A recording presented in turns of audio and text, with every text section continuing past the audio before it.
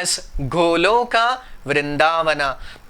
This Goloka Vrindavana again has three divisions, which are Dwaraka, Mathura, and the innermost division is called Vrindavana. So here the residents of Hastinapura glorify the divine transcendental abodes of Mathura, Dwaraka and Vrindavana, also kind of expressing their misfortune of living in Hastinapura and not in the divine eternal abodes of Dwaraka, Mathura and Vrindavana. So they express first in 1.10.26 they glorify the dynasty of Yadu Vamsha and the divine holy land of Mathura. They say that Aho alam shlagyatamam yadokulam, Aho alam punyatamam madhurvanam. Madhuvana is another name of Mathura. So they say Aho alam punyatamam madhurvanam, that how supremely virtuous is the holy tract, the holy land of Mathura, where Yadesha Pumsam Rishabhashriya Patihi Swajanmana Chankramanena Chanchati. The Supreme Lord Shri Krishna, Swajanmana, he took his divine birth, his divine appearance in the land of Mathura.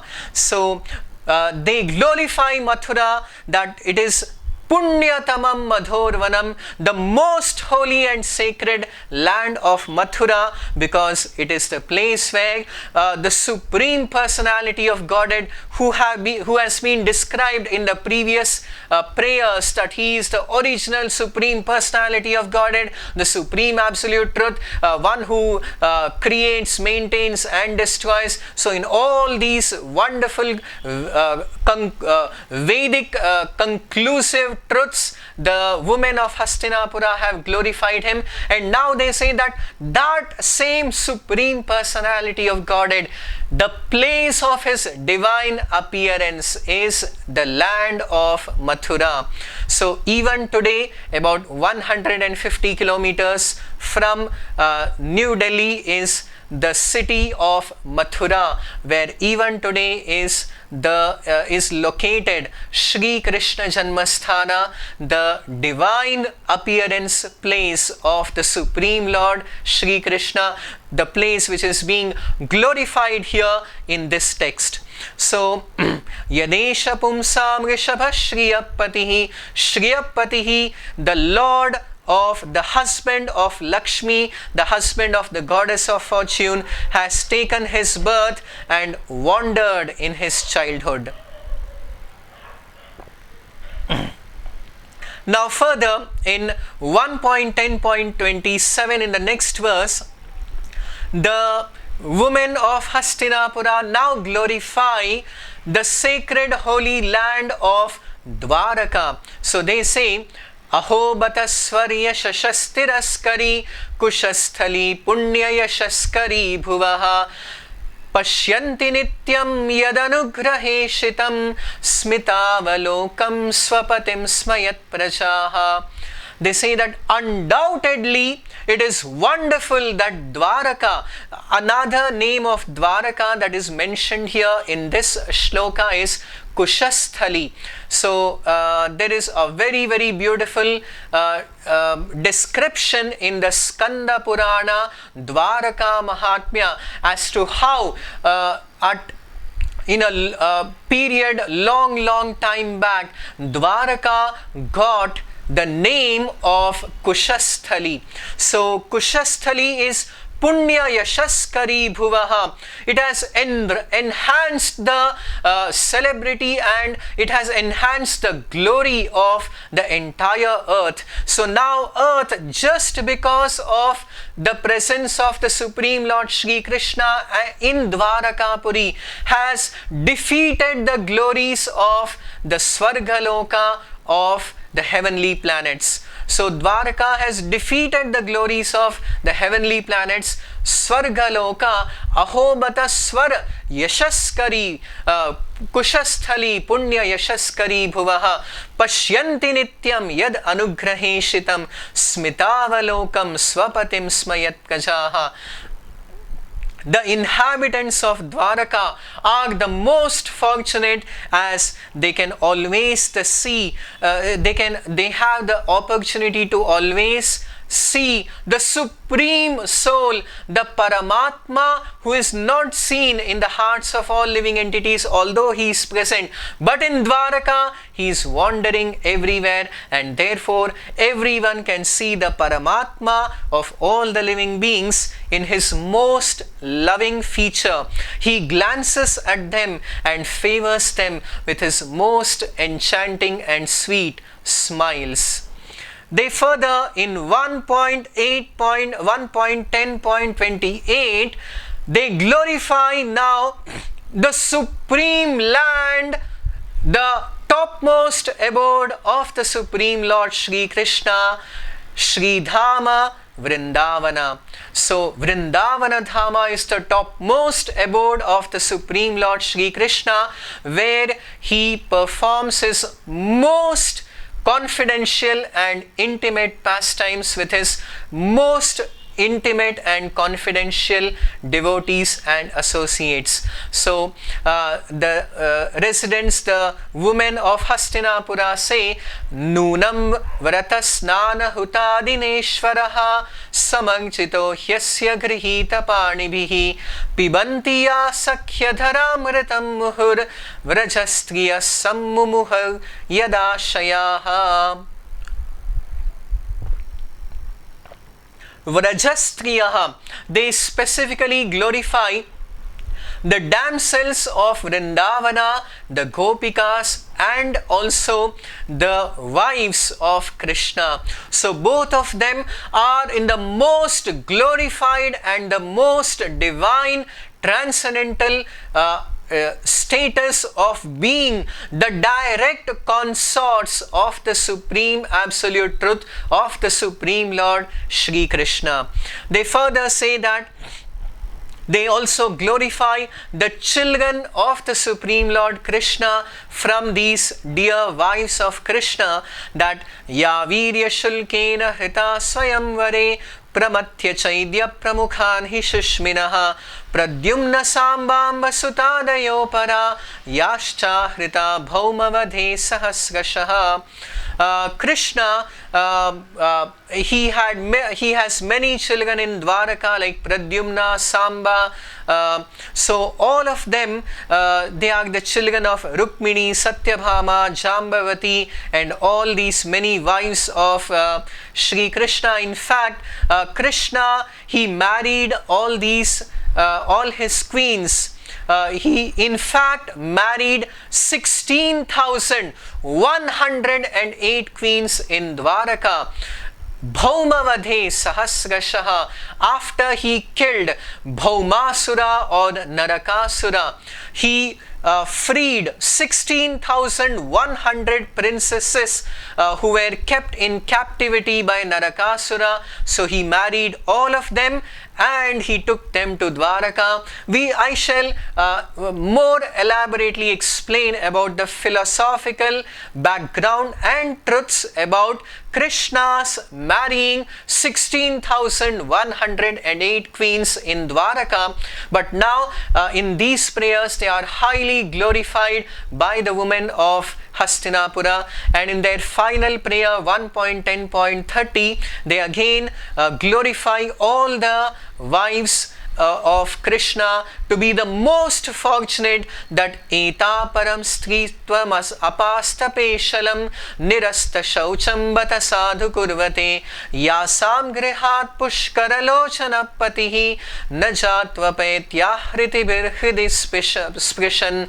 All these wives of Krishna have attained the supreme auspiciousness and glories in their lives. The Supreme Lord Shri Krishna never leaves them being their husband. He always pleases their hearts and makes the many valuable presentations. So we have the description later in the 10th canto of the Srimad Bhagavatam how Sri Krishna would offer the best of the universe, sometimes the Parijata flower or even the entire Parijata tree to his dearmost queens in Dwaraka. So in this way, the women of Hastinapura, the ladies of the capital Hastinapura, offered their prayers. Evam vidha gadantinam sagira purayoshitam nirikshana abhinandan sasmitena yayau harihi. They as they offered these prayers, the Supreme Lord accepted their prayers and he cast his most merciful glance and smile upon them, and Yayau Harihi. In this way, he departed from the city of Hastinapura. Maharaj Yudhishthira engaged out of his great affection for the Supreme Lord Sri Krishna. He appointed Chaturangini, 4 divisions of army to accompany Sri Krishna to Dwaraka, and in fact for a long distance atha duragatan shaurihi kauravan virahaturan, all the Pandavas were extremely afflicted with deep feelings of separation from the Supreme Lord Sri Krishna, viraha Aturan. So Duragatan Shaurihi, they also followed the chariot of the Supreme Lord Sri Krishna. Finally, Krishna Sannivartya Dhridam Tesham. They were overwhelmed with the thought of the future separation from Krishna. So the Lord firmly then persuaded them to return back, to go back to Hastinapura, and then Krishna further proceeded to Dwaraka along with his dear companions. So how did Krishna travel to Dwaraka? That is also very beautifully described here in 11.10 in 1.10.34 and 35. The places that were traversed by the Supreme Lord Sri Krishna from Hastinapura in his journey to Dwaraka have been described and mentioned here, that Kurujangala Panchalan Shurasenan Sayamunan Brahmavaktam Kurukshetram Matsyan Sarasvatanatha Marudhanva Matikramya Sauvira Bhirayo Puran Anagtan Bhargavopagan Shrantavaho Manag Vibhu.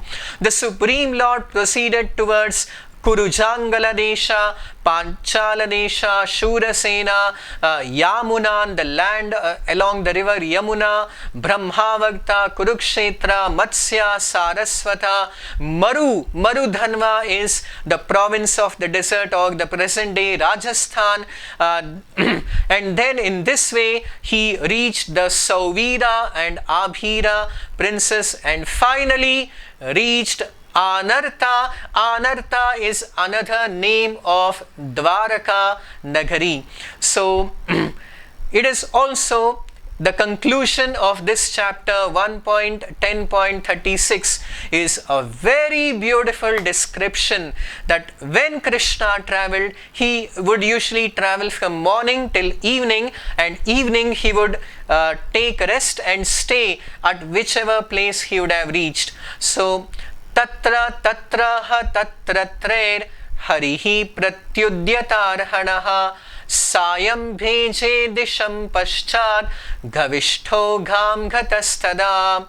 On his journey through all these provinces, wherever he would travel, that place of his journey would be the site of a great festival for all the people. So everyone would rush and welcome the Supreme Lord Sri Krishna.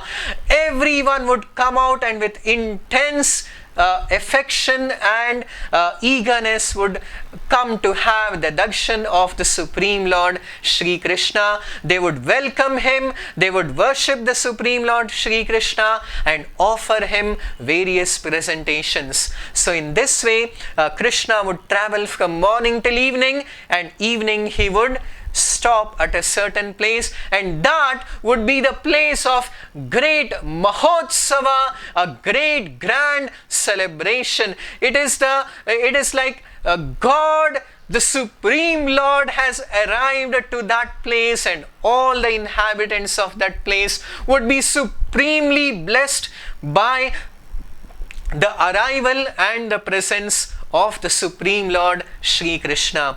So in this way, Krishna traveled from Hastinapura to Dwaraka, and in this 10th chapter of the first canto of the Srimad Bhagavatam is also the very beautiful narration of the prayers offered by the women of Hastinapura at the time of Krishna's departure. So we shall continue the description of the Srimad Bhagavatam as to how Krishna entered into the divine city of Dwaraka Nagari. So if you have any questions, please do post in the WhatsApp group or in the comments box. Please do subscribe to our YouTube channel, and please do join us tomorrow for the continuation of the summary study of the Srimad Bhagavatam. Thank you very much. Hare Krishna.